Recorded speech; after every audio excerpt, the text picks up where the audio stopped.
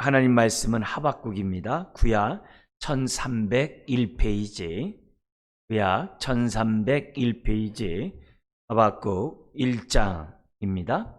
오늘은 11절까지 말씀을 보도록 하겠습니다. 이 시간은 우리 4절까지 한 절씩 교도하시겠습니다. 1장. 선지자 하박국이 묵시로 받은 경고라. 여호와여, 내가 부르짖어도 주께서 듣지 아니하시니 어느 때까지이리까? 내가 강포로 말미암아 외쳐도 주께서 구원하지 아니하시나이다. 어찌하여 내게 죄악을 보게 하시며 패역을 눈으로 보게 하시나이까? 법탈과 강포가 내 앞에 있고 변론과 분쟁이 일어났나이다. 이러므로 율법이 해이하고 정의가 전혀 시행되지 못하오니 이는 악인이 의인을 에워쌌으므로 정의가 굽게 행하여 짐이니이다. 아멘. 하박국을 보는 이유는 우리가 지난주에 열왕기하 우리 말씀 봤죠? 바벨론 포로로 3차 포로로 끌려가는 그런 장면을 우리가 봤습니다. 이제 그런 말씀을 보면서 이 선지자들과 그 역사서가 연결이 돼 있잖아요. 그래서 우리가 그때 바벨론 포로로 끌려가는 그 직전에 활동했던 이 하박국 선지자의 모습을 보면서 그 당시 상황이 어떠했는지 우리가 또 살펴보면서 우리가 성경과 더욱더 친밀하게 하고자 하는 그런 의도와 함께 오늘 우리가 이 땅에 살아가는 저와 여러분들이 이런 예언서의 말씀을 우리들이 잘 깨닫고 묵상하면 세상을 보는 통찰력을 얻게 돼요. 이런 세상 속에서 우리가 어떻게 믿음으로 살아가야 되는지 거기에 대한 교훈들을 잘 가르쳐주고 있습니다. 그렇기 때문에 우리가 하박국의 말씀을 보면서 바벨론 포로로 끌려가기 전에 활동했던 예레미야와 같은 선지자구나, 이렇게만이라도 여러분이 생각하면 이런 말씀을 읽고 또 들을 때 그만큼 친밀하게 느껴지게 됩니다. 자, 그런 가운데 오늘 말씀의 제목은 하박국의 탄식입니다. 내가 부르짖어도 주께서 듣지 아니하시니. 이 탄식을 중심으로 우리가 말씀을 보겠는데요. 크게 우리가 봐야 될 역시 세 가지 교훈은 강의 안에 있는 것처럼 신앙생활을 하다 보면 우리의 이성과 지혜로는 도저히 이해할 수 없는 일들 앞에 절망할 때가 참 많아요. 이럴 때마다 저와 여러분들은 하나님께 소망을 두고 믿음으로 하나님의 뜻을 물어야 함을 오늘 본문은 우리들에게 가르쳐주고 있어요. 두 번째는 세상의 불의와 부도덕, 폐역과 다툼을 보면서 탄식할 자는 다른 사람이 아니라 우리 자신이어야 함을 우리가 좀 생각하면서 우리 한국적인 상황에서나 세계적인 이런 모습을 보면서 정말 우리도 하박국과 같은 그런 심령을 갖고 있어야 된다. 이것이 이제 성령의 사람이라는 것을 좀 우리가 알아야 되고요. 네 번째는 뭐냐면 기도 응답에는 내가 원하지 않는 시간에 응답이 되고 때로는 전혀 기대하지 않았던 방법으로 예상했던 방법으로도 예상하지 않았던 방법으로도 응답된다는 사실을 생각하고 기도하다가 낙심하지 않았으면 좋겠어요. 오늘 이 하박국의 이 말씀의 우리 배경을 여러분들 좀 우리가 이해를 돕기 위해서 요시야 왕이 있었죠. 바벨론 포로로 끌려가기 전에 하나님께서 부흥을 경험하게 할 수 있도록 은혜를 베풀어요. 어떻게 보면 마지막 은혜죠. 요시야가 종교개혁을 정말 그렇게 한 자가 없었어요. 철저하게 했어요. 근데 안타깝게도 어떤 일이 벌어지게 됩니까? 애굽과 이 바벨론이 전쟁을 붙게 된 거예요. 근데 전쟁 어디서 부르냐면은 여러분 그 유브라데스 잘 아시죠? 티그리스 강, 유브라데스 강에 제일 그 지중해 쪽 끝에 가면은 하란이라는 데 알죠? 그죠? 하란 땅. 거기에 이제 아브라함의 아버지도 장사 지냈고 우리가 잘 아는 아브라함의 그 며느리도 이제 데려왔던 그 이제 장소가 그 하란 아니에요? 그 하란 그 근처가 우리 이제 그 성경에 많이 나오는 이제 갈그미스 전투라고 그래요. 그 갈그미스라는 지역이 있어요. 그 지역에서 애굽과 바벨론이 전쟁을 붙은 거예요. 거기서 바벨론이 이깁니다. 근데 그 전쟁하러 나가는 그 애굽을 막아서는 자가 있었어요. 무기또예요. 우리 종말에 보면 무기또 전쟁 막 이런 막 얘기하잖아요. 근데 무기또가 굉장히 그 평야지대고 굉장히 곡창지대예요. 그래서 거기 무기또 지역에 있는 이 솔로몬 거기 성도 있는데 거기만 딱 차지하고 있으면은 사방이 다 보이는 곳이에요. 요충지예요. 거기서 이제 전쟁을 하다가 이제 요시아가 부상을 입고 죽게 돼요. 그리고 나서 이제 그의 아들들, 이 세 아들 모두가 이제 아버지의 그러한 종교개혁의 그러한 은혜를 저버리고 우상숭배하고 악을 행하는 아들들이 되지 않습니까? 그런 배경이에요. 그러니까 이런 모습 속에서 지금 요시아의 부흥을 경험했음에도 불구하고 그 아들들이 우상을 섬김을 인해 가지고 하나님의 경고의 메시지를 듣잖아요. 그러면서 3번 바벨론의 침략을 받으면서 이제 포로로 끌려가는데 바로 이 끌려가기 그 전에 마지막 멸망하기 전에 1차, 2차, 3차 이렇게 쭉 있는데 그때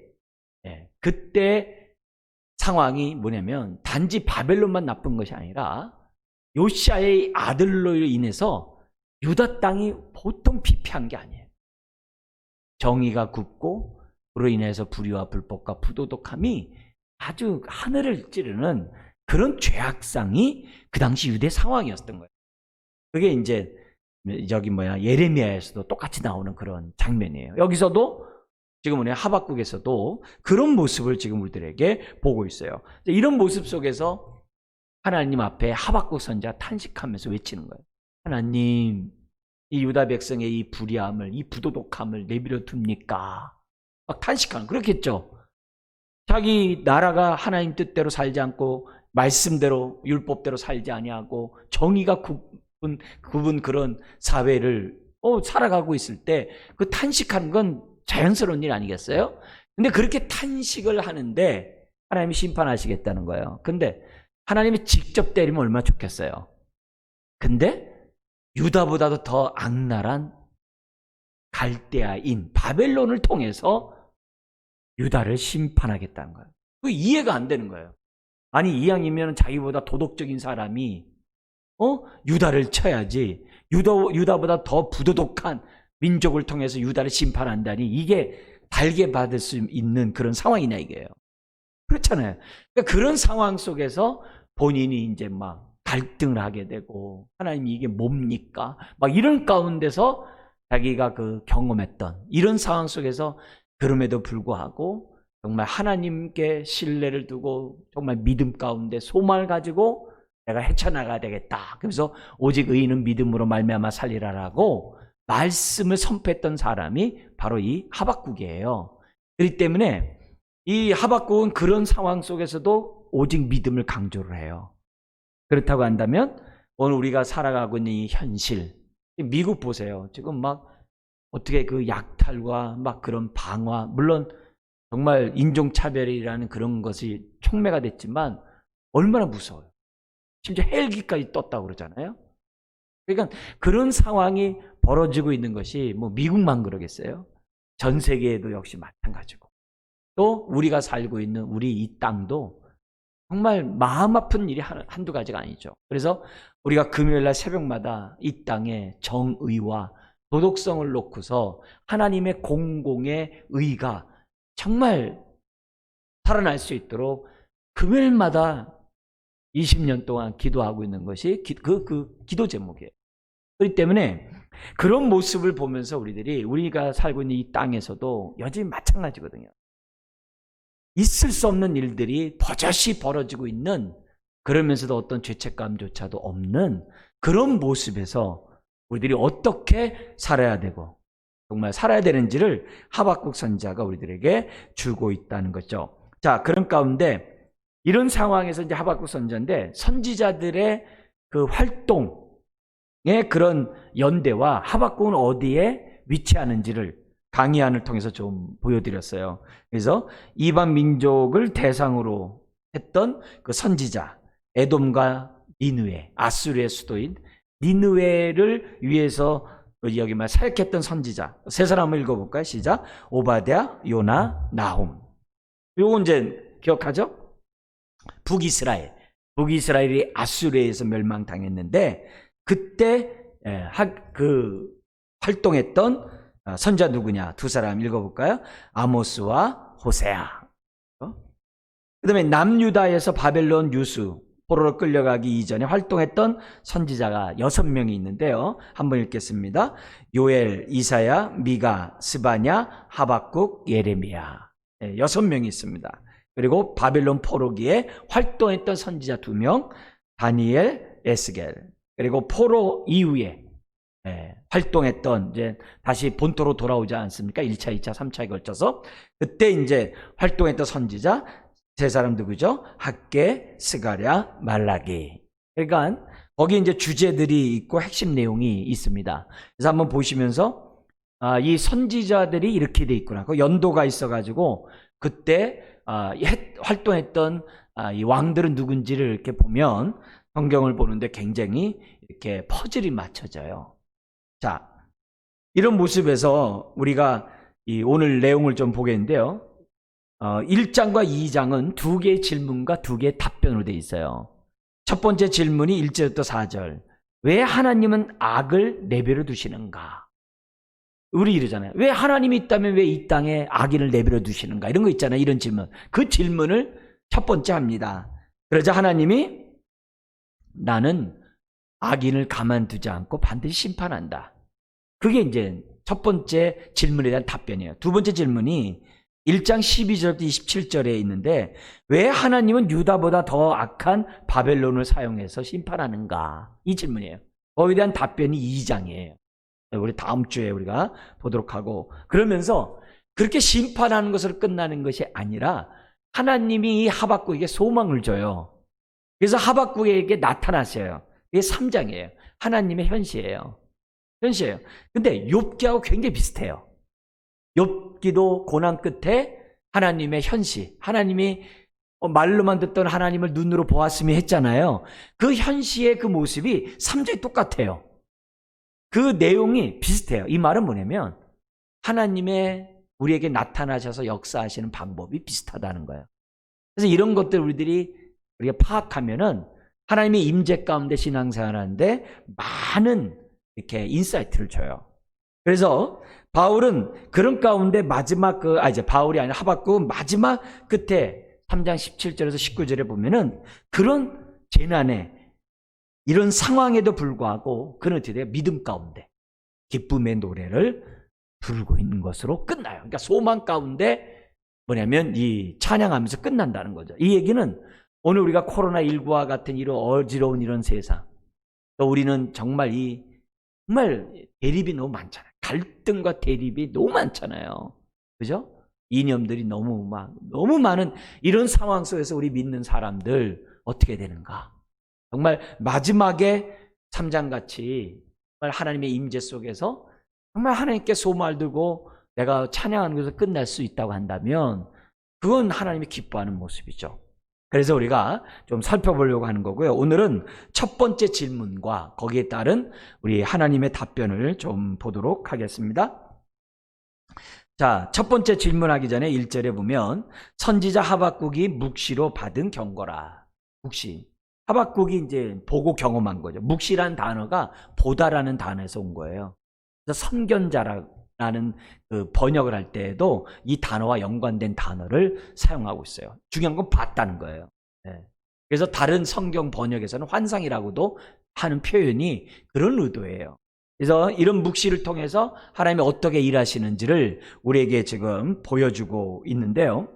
여기 보면은 이 전체적인 얘기들 정말 이스라엘의 죄악과 하나님의 심판, 근데 하나님의 심판을 기대하였는데 전혀 엉뚱한 바벨론을 통해서 행하시는 이런 모든 것들을 보면서 정말 이 하박국이 얼마나 혼란스럽겠어요. 근데 그게 하박국만 혼란스럽겠어요?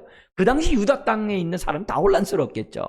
그런 사람들에게 하나님께 소망과 믿음을 주고자 했던 것이 이 하박국서의 목적이라는 것을 우리들이 잘 생각하고 오늘 우리가 본문을 좀 봤으면 좋겠습니다.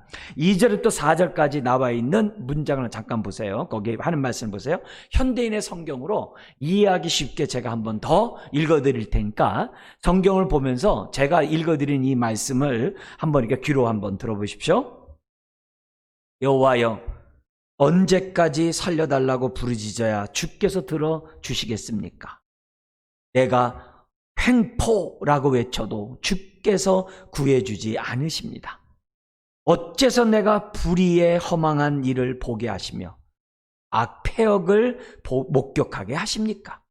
파괴와 폭력이 내 앞에 있고 다툼과 분쟁이 곳곳에 있습니다. 그래서 율법이 무시되고 법이 무시되고 정의가 실현되지 못하고 있습니다. 악인이 의로운 자를 둘러싸고 있으므로 부정이 판을 치게 되었습니다. 그죠? 그 말이 무슨 말인지 더 이렇게 와닿죠? 사실 우리 단어가 그 단어가 꼭 이렇게 혼합적으로 많이 번역해서 사용하고 있습니다. 근데 이 단어의 그 하나하나 보면은 그 당시 사회상의 악들이 다 나와요. 네, 다 나오는데 우리 잠깐 그 단어의 의미를, 원래 그 의미를 히브리의 말을 좀 잠깐 제가 설명해 줄 테니까 내가 알고 있는 단어 뜻과 일치하는지 잠깐 생각해 보세요. 강포라는 단어가 나오죠. 강포의 핵심은 뭐냐면 남에게 해를 가한다는 거예요. 남에게 해를 끼치는 거예요. 근데 그냥 해를 끼치는 게 아니라 폭행을 가함으로, 아주 포악스럽게 대함으로 사람들에게 어떻게 돼요? 해를 끼치는 거예요. 직접적으로. 그걸 갖다가 강포라는 썼어요. 그리고 여기 우리에게 나오는 이 죄악이라는 단어가 나와요. 3절에 죄악이라는 단어는 뭐냐면은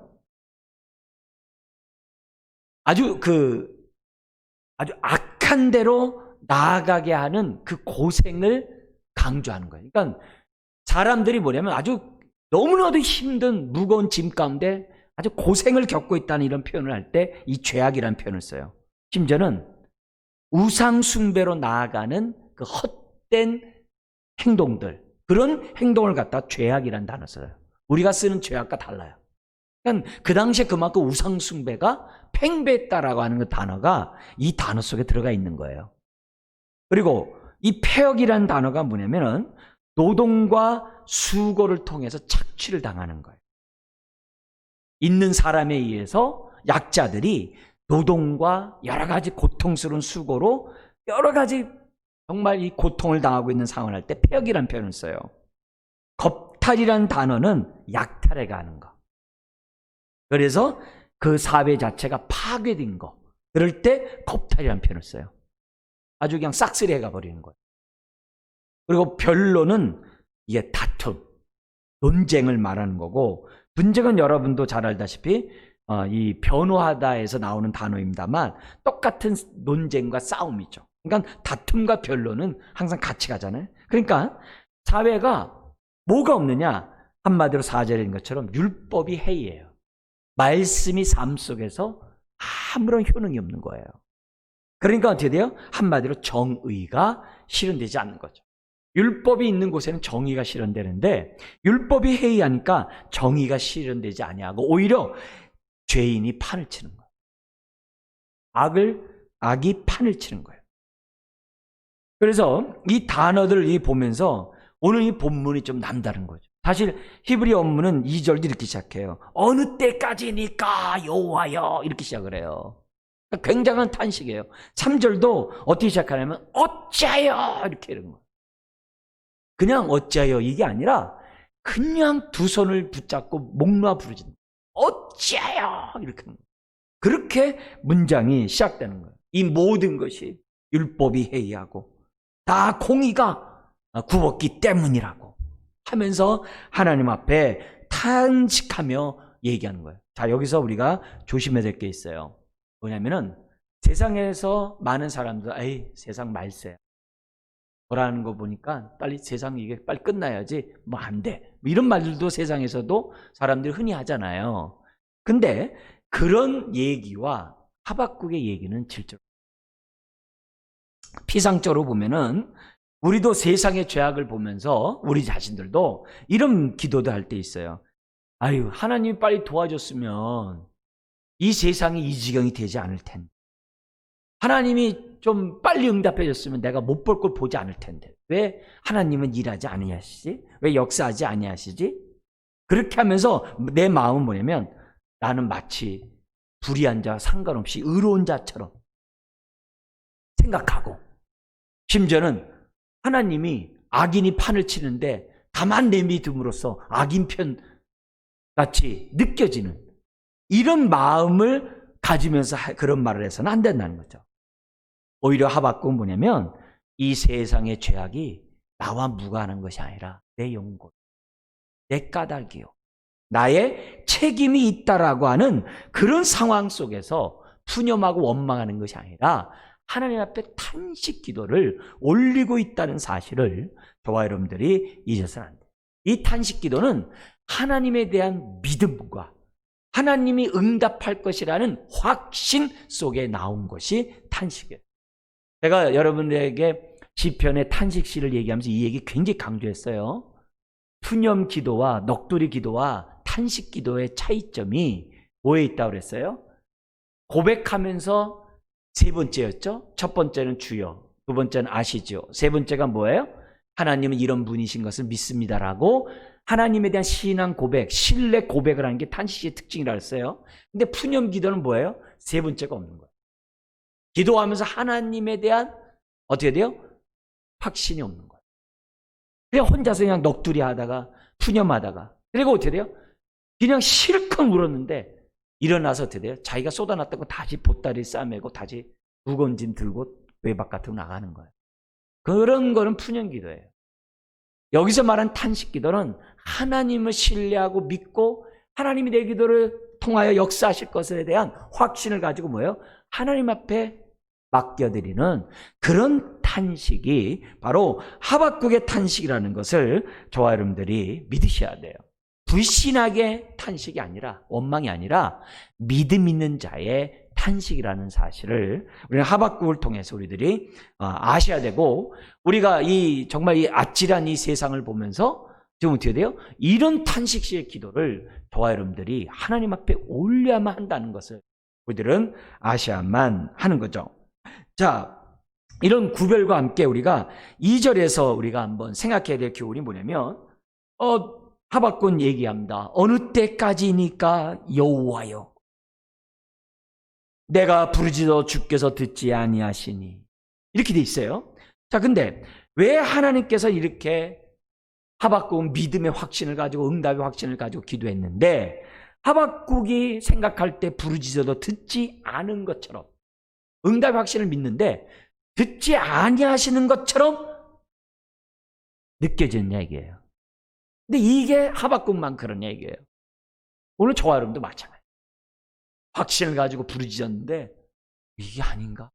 이렇게 생각이 들 때가 있단 말이에요. 확신 가운데 부르짖었는데 왜 하나님이 응답 안 하지? 답답할 때가 있거든요.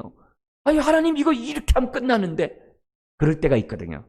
근데 성경에서는 하박국의 기도가 응답할 가치가 없어서 그런 게 아니에요. 여기서 우리가 뭘 배우자고요? 하나님의 계획하심과 하나님의 때가 있기 때문에 그래요. 그래서 우리가 하나님 앞에 확신 가운데 부르짖었는데 하도 안 이루어지니까, 내가 잘못 구한 거 아니야? 이거 내 기도 진짜 하나님 안 들으시는 거 아니야? 나는 정말 믿음으로 기도했어요. 그것도 말씀을 붙잡고 내가 깨달은 바 있어서 부르짖었어요. 근데 내 기도가 응답되고 지연됐을 때 우리는 이런 생각 다 갖거든요. 하박국도 똑같아요. 그래서 우리가 기도하다가 낙심하지 말지니, 우리 주님이 누가복음 우리 정말 원한 있는 그 과부가 불의한 재판장에게 기도하는 그 내용을 우리 주님이 말씀하셨잖아요. 그런 것처럼 우리가 낙심하지 말고 응답받을 때까지 기도하는 저와 여러분들이 되어야만 한다는 거죠. 그러면 하나님의 계획과 때에 대해서 좀 더 본다면, 먼저 우리 하나님의 성품, 오래 참으심과 연관해서 우리 기도의 지연을 본다면은 다른 게 아니에요. 왜냐면 죄인 한 명이라도 돌아오고 죄인들이 각성하고 주 앞에 돌아오기를 바라는 마음으로 우리 하나님 뭐예요? 그 불의한 유다를 심판해 달라고 하는 손을 봐달라고 하는 그 기도를 갖다가 지연할 수 있다는 사실을 기억해야 돼요. 오히려 누굴 보내는 거예요? 하박국 선지자를 보내고 스바냐 선지자도 있다 그랬죠? 그죠? 스바냐 선지자. 그리고 또 누구도 있어요? 예레미야 선지자를 보내서 사랑하는 자에게 채찍을 때리기 전에 우리 하나님께서 어떻게 돼요? 먼저 하나님의 사람들을 보낸다는 거죠. 오늘날은 어떻게 해요? 성령님을 통해서 저와 여러분들에게 깨닫게 하시고 올바로 설 수 있도록 한다는 거죠. 그래서 이런 깨달음이 있어야 이런 것들을 대한 우리가 깨달음이 있고 하박국 선지자가 어떻게 돼요? 그럼 뭐 하는 거예요? 회개하라고 외치겠죠. 회개하라고 외치고 회개하지 않으면 바벨론으로부터 멸망될 것이라고 항상 먼저 얘기하잖아요. 하나님은 지난 다음에 그거 내가 했다 그러지 않잖아요.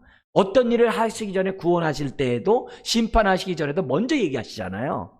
그러니까 하박국 선지자를 통해서 먼저 얘기하시는 거예요. 예레미야를 통해서 먼저 얘기하시는 거예요. 왜요? 그런 재난을 당했을 때 빨리 회개하고 돌아서라고. 매 맞을 때 그냥 딴 데 가지 말고 하나님 품으로 오라고. 그래서 하시는 거거든요. 그래서 미리 경고하고 미리 알려주는 거예요. 그래서 우리가 이 사회의 불의를 보면서 정말 우리가 겸비한 마음으로 하나님 앞에 엎드릴 수만 있으면 얼마나 좋겠어요. 근데 그렇지 않거든요. 그냥 세상에 휩쓸려서 우리도 좌우로 나누고 남북으로 나누고 서로 갈등 속에서 우리가 어떻게 돼요? 자기 살 길을 찾는 것이 대부분 우리들이거든요. 그러나 이럴 때마다 오늘 이 하박국 선지자 우리에 주는 메시지처럼 하나님의 사람인 저와 여러분들은, 왜냐면 저와 여러분들을 왕같은 제사장을 부르셨잖아요. 왕같은 제사장의 특징이 뭐예요? 하나님의 뜻을 사람들에게, 사람의 기도를, 그 사람의 죄악을 하나님께 올리는 게 제사장이잖아요. 그러니까 우리는 그 중간에 막아서는 자고 중간에 연결하는 자거든요. 그죠? 진리는 사랑은 연결하고 하나님의 진노는 막아서는 자가 오늘 우리들의 삶이거든요. 그런 입장에서 우리가 생각해 본다고 한다면은 오늘 이 하박국 같은 이런 탄식이 오늘 저와 여러분들에게 반드시 있어야 되고, 그리고 그런 탄식 가운데서도 우리가 항상 생각해야 될 것은 오래 참으시는 하나님을 생각하고 깨달은 저와 여러분들이 빨리 우리가 하나님의 뜻을 전하는 저와 여러분들이 돼야 한다는 것을 우리들에게 가르쳐주고 있어요. 그래서 내가 기도하다가 낙심하지 마시고요. 오히려 내가 할 행동이 뭔지, 내가 어떻게 하는 것이 하나님의 뜻이고 기뻐하는지를 묻는 저와 여러분들이 돼야 한다는 거죠. 자, 그러면서 4절에 보면 하박국은 율법이 해이하고 정의가 전혀 실행되지 못함을 탄식하는데요. 하박국은 사회의 정의 실현이 율법의 순종과 연관이 있다고 얘기하고 있어요. 워낙 유대 사회 아니에요? 근데 오늘 우리 같이 기독교 국가가 아닌 우리나라에서 이 말씀 어떻게 적용해야 되나요?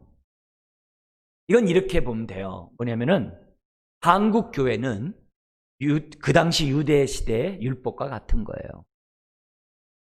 그래서 세상의 불의와 불법을 보면 한국교회 1000만 성도가 율법 가운데 서 있지 못했기 때문이라는 사실을 기억해야 돼요. 그 한국교회가 이 세상을 떠받치고 있어야 되는데 한국교회가 떠받치지 못하고 있기 때문에 이 세상이 불의와 불법이, 부도덕함이 어저씨 대낮에 이루어지고 있다는 사실을 저와 여러분들이 기억하셔야만 해요. 여러분, 바다의 짠물도 3%밖에 안 돼요. 우리 기독교인이 20%예요. 지금 우리가 했을 때 인구가 20%거든요. 그런 걸 생각해 볼 때 이 사회가 그렇게 막 나뉘어져 있고 부정과 불법이 버섯이 판을 쳐도 이렇게 살아가는 이 세상을 볼 때 이 사회를 떠받치고 있는 이 한국교회가 어떻게 돼요? 직접적으로 얘기하면 오늘 저와 여러분들의 믿음의 삶이 이 사회를 통제할 수 없다는 거예요. 우리들의 신앙이 부정을 저지르는 옆에 사람을 억제하지 못한다는 것을 우리들에게 가르쳐주고 있다는 거죠. 그래서 옛날에 무디 목사님이 그 이발소에 가가지고 이발을 할 때면 그 이발소가 뭐냐면 그냥 이발소가 아니라 바에서 머리를 잘랐대요. 한쪽에서는 바 이렇게 막 술도 팔고 뭐 모도 하고 뭐 음식도 하고 한쪽에서 이렇게 머리도 하고 막 그런 시절이랍니다. 근데 무디 그 목사님이 이렇게 연도를 하기 위해서 머리 깎기 위해서 딱 가면요, 사람들이 떠들던 사람들도 소리를 쫙 얘기하고, 술 먹고 뭐 하던 사람도 그냥 이렇게 뭐랄까 몸 조신하게 앉아 있었다는 거예요. 그 글을 보면은. 왜 그러냐면은 그 무디 목사님이 들어옴으로써 사람들이 아는 거예요. 알아가지고 사람들이 스스로 뭐예요? 통제를 받는 거예요. 여러분, 이거는 우리들이 많이 생각해요. 우리 얼마 전에 총신대에 이상원 교수가 있어요. 그분은 동성애를 반대할 뿐만 아니라 이 동성애가 얼마나 나쁜지를 수업 시간에 이렇게 하시는 분이고, 기독교 신문에 많이 이렇게 기고하는 분이에요. 근데 이분이 폐미 됐어요, 교수직에. 왜? 이유가 뭐냐면은 그 강의를 듣는 사람들에게 수치감을 줬다. 그게 성희롱이 돼가지고, 이게 뭐냐면 교수직에서 제명이 된 거예요. 그러니까 얼마나 총신대 교수인데, 총신대 강의를 하다가 교수에서 그만두게 됩니다. 그러니까 있을 수 없는 일이 벌어진 거예요. 근데 이것을 책임졌던 관선 이사가 있어요. 외부에서 온 그 이사의 5명 중에서 정말 아주 극렬하게 아주 해야 된다고 하는 우리 2사람이 있었대요. 이제 그분들이 여성이라고 하더라고요. 2분인데 이분들이 아주 가만둘 수가 없었대요. 근데 지금 이게 뭐냐면 총신이 하도 어지럽고 싸움하고 하도 정말 덕스럽지 못한 일이 벌어지자 관선 이사들이 들어온 거예요. 그러니까 총신 안에서도 문제가 있는 거죠. 왜? 들어오게 만들었으니까. 근데 그 관선 이사 가운데 한 사람은 또 불교 총장으로 갔어요. 이런 모습이 지금 총신에서 벌어지고, 그걸 했던 사람이 교수가 해임됐다고 하면은 앞으로 어떻게 이 사회가 돌아간다는 것을 갖다가 우리들에게 보여주고 있는 거잖아요.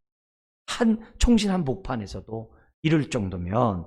그러니까 이런 모습에서 지금 너무나도 이 사회를 그런 부분에서 제어할 수 있는 그런 능력이 우리들 스스로가 갖지 못했다는 것을 지금 보여주고 있는 그런 내용이에요. 심지어도 막 TV 보잖아요. 그렇게 부정을 저지르고 그렇게 불법을 행했으면서도 어떻게 돼요? 버젓이 나만 죄 있냐냐 그러잖아요.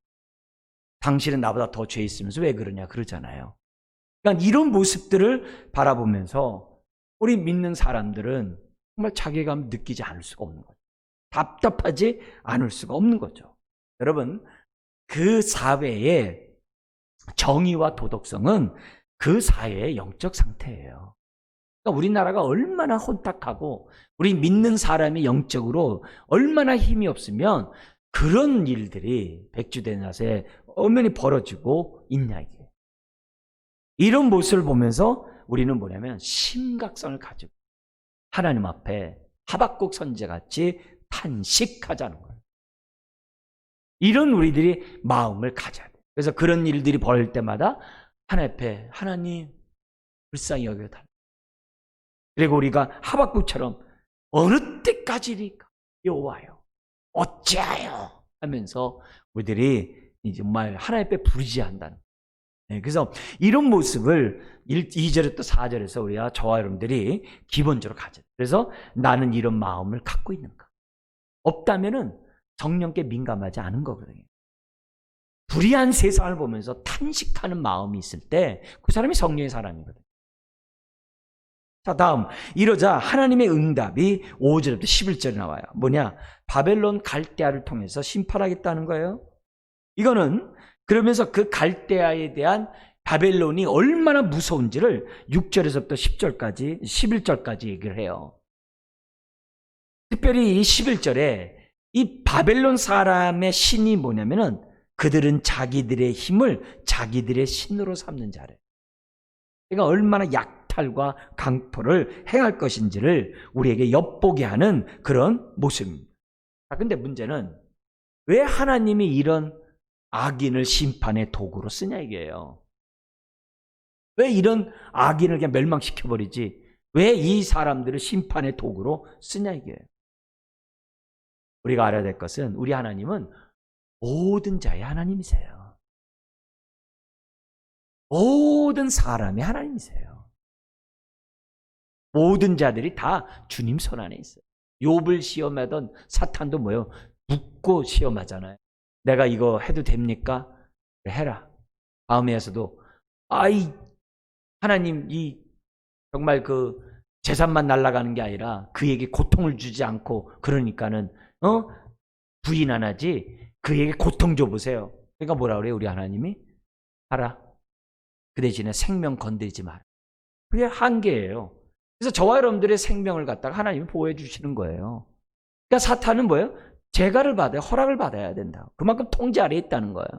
그러니까 이 바벨론이 쓰임받는 거에서 왜 하필이면 바벨론이요? 그러지 말고 오히려 반대로 생각해야 돼.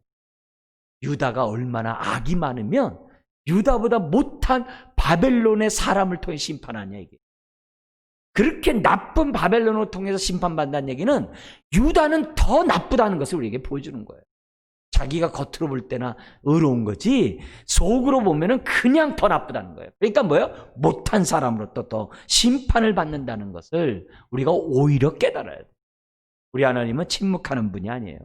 일하시는 분이에요.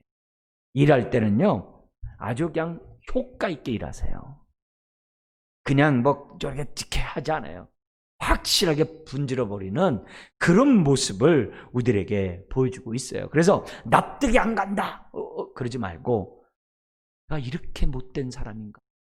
오히려 이렇게 생각하면 그게 겸손한 사람이고 그 사람이 살 길이 있는 거죠. 하나님은 정말 불신자들도 사용하고 어떻게 돼요? 아주 나쁜 바벨론과 같은 사람도 사용하실 수 있다는 것을 우리들은 기억해야 돼요. 그래서 내가 꼭 납득이 가야지만이 된다고 생각하면 안 돼요. 여러분, 우리 인생사도 사람들이 나를 다 이해해 줍니까? 같이 있는 사람들도 나를 이해하지 못하는 게 태반이에요. 그래서 공허하고 외로운 거예요. 남이 나를 몰라주는 일들이 얼마나 많은지 몰라요. 하물며 우리가 그런 하나님의 역사를 우리가 어떻게 하냐 이게. 나보다 더 난 사람이 나를 공격했을 때는 달게 받고 회개해야 되는 거 아니야? 나보다 못한 사람이 그러면 막 하고. 그거는 하나님이 원하는 모습이 아니에요. 우리나라 축구 경기하는데 브라질하고서 지면은 뭐 괜찮아요. 아주 즐겨요. 근데 막 저 120등하고 해가지고 지면 어떻게 돼요? 그럼 아주 열받죠. 막 어떻게 질 사람인데 지지? 그러잖아요. 그런 식으로 우리들이 하면 안 돼요. 오히려 우리들이 어떤 일을 겪을 때마다 빨리 정신 바짝 차려서 하나님, 내가 빨리 벗어날 게 뭐예요? 하나님, 내가 어떻게 해야 돼요? 이런 자세를 저와 여러분들이 가져야만 한다는 거죠. 자, 그러면서 동시에 우리들이 알아야 될 것은 그 당시 전쟁은 신들의 전쟁이에요. 바벨론에게 진다는 얘기는 여호와 하나님이 바벨론의 마르둑보다도 저희 바벨론의 신보다도 약하다는 걸 얘기를 해요. 근데 우리 하나님은 그런 수치를 만민에 있는 사람들에게 의해서 받으면서도 불구하고 유다를 갖다가 내어줘요. 그럼 왜 내어줬을까? 하나님이 힘이 있는데 왜 내어줬을까? 거기서 뭘 찾으라고요? 하나님의 뜻을 찾으라. 어떤 뜻이 있느냐? 간단히 우리가 요약을 한다면은 이렇게 얘기할 수 있어요. 한 세 가지만 잠깐 얘기한다면 첫 번째는 깊은 뜻이에요. 바벨론을 향하신 하나님의 뜻이 있기 때문에 그래요. 그래서 바벨론 한가운데서 폭탄을 터뜨린 거예요. 그래서 다니엘과 같은 선지자를 갖다가 어떻게 돼요? 총독 중에 총독을 어떻게 돼요? 총리 중에 총리를 만들어버리는 거예요. 그래서 황제로 하여금 하나님 계시네? 하나님 살아계시네? 하나님 해가지고 그들로 입을 통해서 하나님이 참 하나님이라고 고백하도록 하고자 하는 하나님의 깊은 뜻이 있는 거예요. 바로 한복판으로. 심지어는 여러분 잘 알시는 모르드게, 에스라, 느헤미야 다 이런 사람들이 얼마나 높은 관직이에요. 그잖아요. 그러니까 그런 에스더 이런 상황도 한번 보세요. 얼마나 높은 사람들이에요. 그런 사람들을 통해서 어때요? 한 복판에서 하나님이 하나님 대신 보이는 거예요. 지금도 이란 땅이에요. 그 성지순례 갔다 온 그 분의 얘기 들어보면은 다니엘의 묘를 그렇게 잘 갖고 놨대요. 거기 그 시대의 그 묘들을, 성경에 나오는 인물의 묘들을 그렇게 잘 해놨대요. 그러니까 알고 있다는 거야. 지금도 다니엘 선자 이런 거 알고 있다는 거예요. 그러니까 그 당시에 그런 걸 통해서 자기네들보다도 더 뛰어난 하나님이 계시다는 이 사실을 정말 깨닫게 하고자 아주 존재를 각인시키는, 그렇죠? 호랑이를 잡으려면 호랑이 굴로 가라는 이런 것처럼 그런 뜻도 있는 거예요. 또 하나의 뜻은 뭐냐면은 이 유다가 그렇게 끌려가게 함으로써, 그것도 뭐예요? 거짓 선지자들이 2, 3년에 돌아오리라 막 그랬잖아요. 근데 예레미야는 뭐라 그래요? 70년이다 이랬잖아요. 그러니까 이렇게 장기간 하게 함으로 가나안 땅에 안식이 없었던 그 땅이 비로소 안식했다라고 그래요. 그죠? 그래서 가나안 땅은 대로 거룩한 땅이 돼요. 근데 70년 하게 함으로 뭐라는 거예요? 죄를 어떻게 하라는 거예요? 뼈저리게 각성하고 회개하도록 하기 위해서 70년이라는 세월을 갖다가 바벨론 포로로 끌려가게 한 거예요. 네? 그러니까 이 얘기는 다른 게 아니라 철저한 회개와 깨달음 속에 자신들이 뭐가 잘못된지 알아. 그래서 나온 게 뭐예요? 회당. 여기서부터 회당 제도가 나오게 되고, 여기서부터 뭐예요? 말씀 중심의 신앙이 갖게 되고, 그래서 어떻게 돼요? 에스라 학사가 부각되는 거예요. 그런 뜻이 하나님의 이런 모습 가운데 있다는 거예요. 그러니까 자꾸 망해가는 사람 조금 도와주고, 또 조금 도와주고, 살려놓으면 또 망하고, 사사기처럼 하면 안 되거든요. 살려놓으면 반대고, 살려놓으면 부정, 살려놓으면 또 죄를 지고, 그게 아니라 확실하게 그냥 정말 밑바닥에 가게 해가지고 다시 시작하게 하는 그런 뜻이 두 번째가 있어요. 그리고 세 번째는 뭐냐면은 아까도 얘기했듯이 많은 사람들이 지도층과 권력자들과 부자를 통해서 압제를 당하고 핍박을 당하고 고난을 당했잖아요. 그러니까 뭐예요? 이런 전쟁의 소령들이 있으면 누가 제일 큰 손해예요? 있는 자들이거든요. 가난한 사람은 누가 어디든지 간에 배만 안 고프면 돼요. 네? 배만 배불리게 하면 돼요. 그냥 위가 뭐 좋아하더라도 뭐 이 사람이 오나 저 사람이 오나 뭐나 그게 그렇게 중요하지가 않아요. 왜? 그 압제 가운데 있기 때문에 누구 압제 있든지 간에 상관없어. 오히려 다 끌려가니까 그 가난안 땅에 누가 남았다고요? 가난한 자들이 남아가지고 포돈 농장을 하고 양들을 치게끔 했다고 그러잖아요. 자유롭게. 네? 이걸 통해서 뭐냐면 세 번째는 뭐냐면 가난한 자를 압제하고 핍박하는 자들을 하나님이 뭐예요? 철저히 심판하시는 거예요. 왜요? 다 죽여요. 무서운 거죠. 그러니까 이런 하나님의 이런 심판을 통해서 지도층의 이 고통들을 철저히 하게 하고자 하는 그런 하나님의 이런 뜻이 그 심판 중에 바벨론 포로로 끌려가게 하시는 그런 의도 속에 있다는 거예요. 그러니까 하나님의 그러한 뜻들을 이렇게 보면 내가 생각하는 것보다 훨씬 더 지혜롭고 깊도다 지혜의 부요함이요. 그걸 우리들이 삶 속에서 우리들이 분명히 알고 항상 겸손하면서 저와 여러분들이 살아가야 한다는 것을 우리들에게 가르쳐주고 있다는 거예요. 그런 모습들을 저와 여러분들이 배우면서 정말 우리 하나님의 이렇게 오히려 뭐예요? 바벨론 포로로 가게 함으로 결국은 만왕의 왕이 하나님이신 것을 보여주신 이런 모습 우리가 봐야 된다는 점. 자, 그러면서 우리가 좀 더 이 본문의 속에서 이렇게 보면은 뭘 봐야 되냐면 다시 한번 우리가 처음에 아까 먼저 얘기했던 왜 우리나라의 정치와 도덕, 우리나라의 경제의 어떤 구조 이런 것들이 왜 이렇게 개선되지 아니하고 왜 이렇게 계속 이렇게 쳇바퀴 돌듯이 그렇게 되는가? 여기에 대한 제가 얘기를 무슨 얘기했냐면은 좀 번호로 얘기한다면 첫 번째는 뭐냐면 그게 우리들의 책임이라는 것을 저와 여러분들이 통감했으면 좋겠어요. 왜냐하면 우리는 이 시대의 율법자들이거든. 말씀이거든. 우리는 정의가 실현되게 해야 될 책임이 있는 저와 여러분들이. 그래서 그런 일들을 보면서 뭐예요? 책임을 통감하는 것이 우리가 첫 번째로 중요해요. 그러면서 두 번째는 이 나라를 위해서 기도하되 무슨 기도해야 되냐면 심판해 주세요 이렇게만 하지 말고 심판 중에서도 긍휼을 잃지 말아 주세요 이렇게 기도를 해요. 왜? 진노의 쌓이는 곳에, 죄가 쌓이는 곳에 진노가 임하게 돼 있거든요. 그건 언젠지 임하게 되거든요. 여러분, 어린이들 그 놀이시설에 가면, 물시설에 보면은 물이 이렇게 차 있다가 삐소하면 사람들이 그 밑으로 막 가요. 그럼 물이 확 쏟아져가지고 시원하다, 이런 놀이기구가 있어요. 물놀이가. 그런 것처럼 죄악이 쌓이면 기울어지게 돼 있어요. 기울어지게 돼 있어요. 그러니까 하나님, 진노가 쏟아질 때 긍휼함을 잃지 말아줘. 그런 기도를 우리가 두 번째로 우리가 해야 됩니다. 그러면서 또 하나, 세 번째 뭐냐면, 이런 어려운 일을 통해서 우리가 잘 모르지만 있는 자, 뭔가 권력이 있는 자, 이런 사람들이 돼요. 인생 무상을 경험하게 하죠. 네. 그런 일들이 벌어지고 있어요.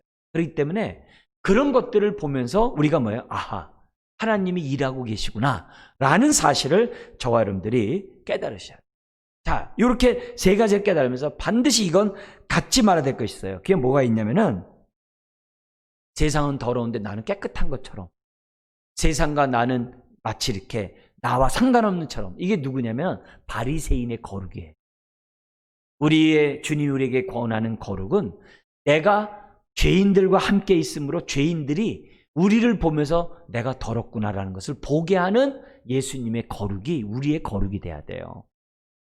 바리새인의 거룩은 그냥 구별만 되면 돼요. 떨어지기만 하면 돼요. 그러면서 율법대로 살지 않았다고 정죄만 하면 되는데, 그렇게 하면 안 된다는 거예요. 그래서 오히려 내일로 생각하고, 오늘 내가 해야 될 책임이 뭔지를 저와 여러분들이 우리가 생각하면서 하나님 앞에 나아가야 한다는 거예요. 하나님은 정말 오늘 우리가 사는 이런 정의와 도덕이 어디 있는가라고 하는 이런 상황 속에서 우리들이 지금 방금 같은 이 지식을 가지면서 하나님 앞에 나아가야 되는 거죠. 특별히 우리 마지막 한 구절 읽고 오늘 이 말씀을 좀 정리하겠는데요. 에스겔 22장 29절 31절 여러분의 강의 안에 있죠? 우리 같이 한번 읽겠습니다. 이 땅 백성은 포악하고 강탈을 일삼고 가난하고 궁핍한 자를 압제하고 나그네를 부당하게 학대하였으므로 이 땅을 위하여 성을 쌓으며 성 무너진 대를 막아서서 나로 하여금 멸하지 못하게 할 사람을 내가 그 가운데서 찾다가 찾지 못하였으므로 내가 내 분노를 그들 위에 쏟으며 내 진노의 불로 멸하여 그들 행위대로 그들 머리에 보응하였느니라. 주 여호와의 말씀이니라. 여러분, 에스겔이 누구라고요? 1차 포로 때는 다니엘이 끌려가고 2차 포로 때 에스겔이 끌려간 거예요. 끌려가서 그가 받은 예언이 이 내용이에요. 그래서 이 말대로 하지 않아가지고 어떻게 돼요? 결국 3차 포로가 있는 거예요. 근데 여기서 에스겔이 한 말을 보세요. 백성은 포악하고 강탈을 어떻게 돼요? 일삼고 가난하고 궁핍한 자를 압제하고 나그네를 부당하게 학대함으로. 그 당시 사회거든요. 오늘 우리가 사는 이 사회 속에서 하나님의 진노의 잔이 쏟아지기 이전에 오늘 저와 여러분 믿는 저와 여러분들이 가져야 될 무엇보다 중요한 오늘의 핵심, 우리 주제인 것처럼 그 말씀에 따라 우리가 깨달아야 돼요. 내가 부르짖어도 주께서 듣지 아니하시니 라는 이 탄식의 기도가 오늘 저와 여러분들의 기도가 돼야 될 줄 믿습니다. 그래서 이 밤에 정말 우리가 다시 한번 그 마음을 깨닫게 달라고 우리 한번 부르짖는 이 밤이 되길 원합니다. 기도하겠습니다.